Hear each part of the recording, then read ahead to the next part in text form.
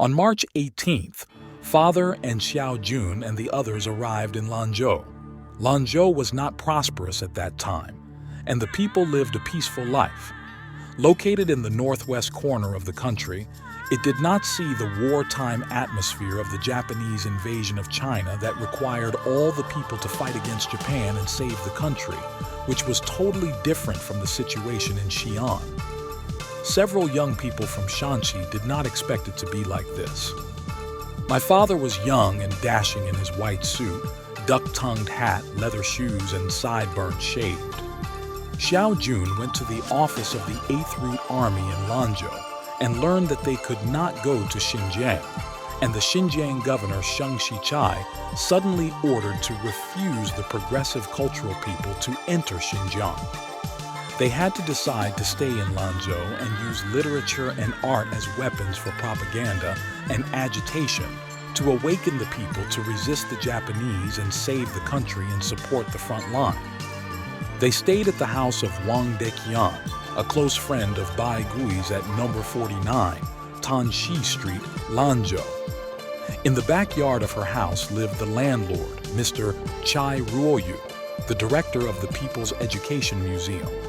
When he heard that many nationally renowned writers and artists had come to Wang's house, he told his daughter, Chai Mulan, to go to Wang Deqian to welcome all the gentlemen to work in the People's Education Museum, with food and lodging included, and with a monthly stipend. Several of them who intended to stay in Lanzhou moved there. Only Xiao Jun did not go. Xiao Jun, who had already broken up with Xiao Hong, was in love with Wang Deqian's sister, Wang Defen. At this time, by Mr. Wang Daji as a consultant of the new security troop, more than a dozen children also live in the People's Education Museum. We soon organized anti-Japanese propaganda performances, so that the anti-Japanese salvation movement in Lanzhou has reached a peak that has never been seen before. At the end of May, Xinan Troop left Lanzhou to do anti-Japanese propaganda work all over the country, and the writer Bai Gui left with them. And not long after that, Xiao Jun married Wang Defen and also left Lanzhou for Qian.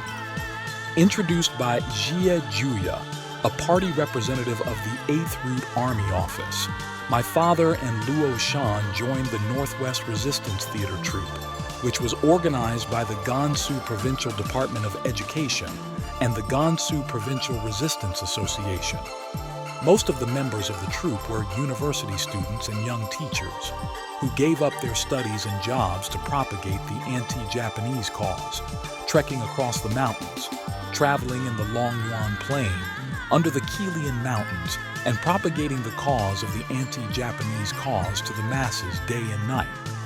In the summer of 1938, the anti-war troupe from Lanzhou, they first to Longxi propaganda performance, and then went to Longyang.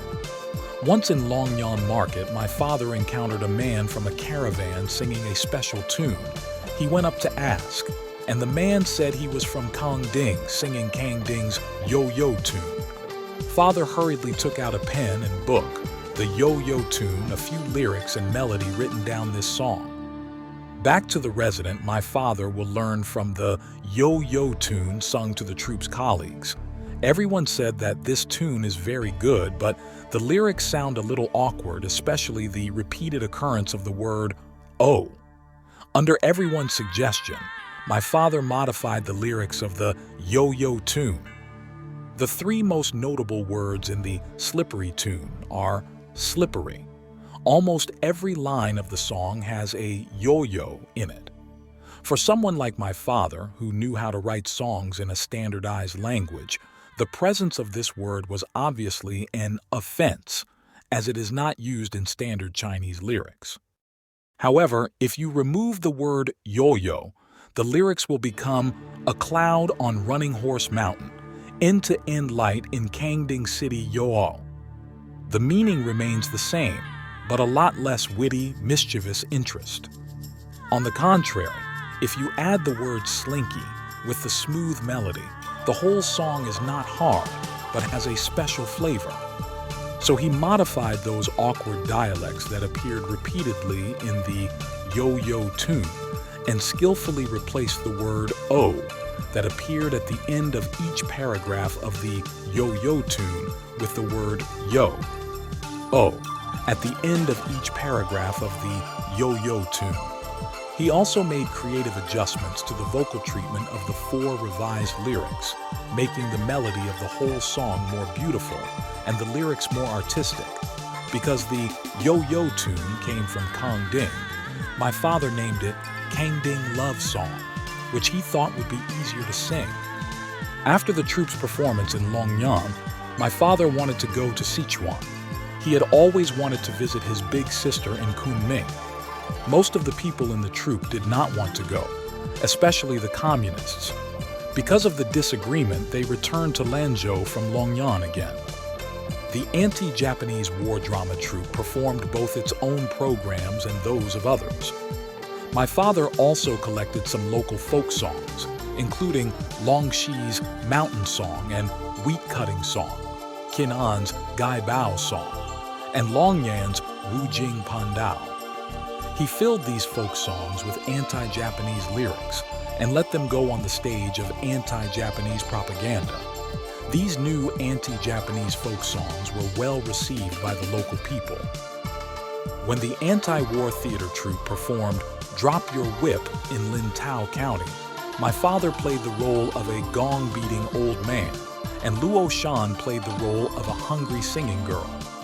While the play was in progress, an old lady selling noodles rushed onto the stage with a bowl of noodles and said to Luo Shan, "Girl, you eat quickly. Look at how hungry you are." After the curtain call, Luo Shan and her father were eating the noodles sent by the old lady together in the backstage dressing room when the old lady saw them. This infuriated the loving and hateful old lady. She said angrily to Luo Shan, "Girl, he beat you up just now, and you're still giving him noodles." Father laughed. He was busy explaining to the old lady, "Auntie, we were just acting. I didn't really beat her." Father then whispered to Luo Shan, "See, just now we were acting out the play." There are 2 other children in the troupe who move around with their mothers.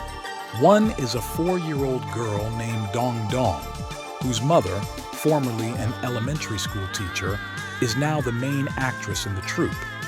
The other child was still a suckling baby called Xiao Duer. It was hard for the children to follow the troupe. When Dower's mother wanted to go on stage, people backstage took turns holding the baby, and the father often held little Dower. When the front stage performs the ghost soldiers burning and looting, they make the little Doer in the backstage cry, and the little Doer cries loudly. The effect is very realistic. People in the troupe joke that little Dower also contributed to the propaganda of the war. The actors' skillful acting and makeup convinced the crowd to follow in tears and shout slogans and throw coins onto the field. One soldier was so moved that he donated them a silver dollar, which could have been his year's pay.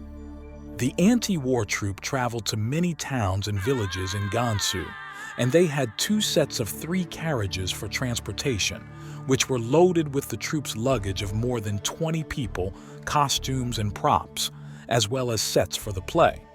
5 or 6 actresses and 2 children sat on the wagons, and when they encountered big slopes, the actresses also got off the wagons to walk. In order to ease the burden of the old horse pulling the car, the father and a colleague named Liu Shilong, once cadres of the Anhui Provincial Health Department, took turns carrying the little girl Dong Dong. They often joked to themselves, "Look at us, love the motherland, love the people, love the little Dong Dong, and even love to care for the 4-legged livestock."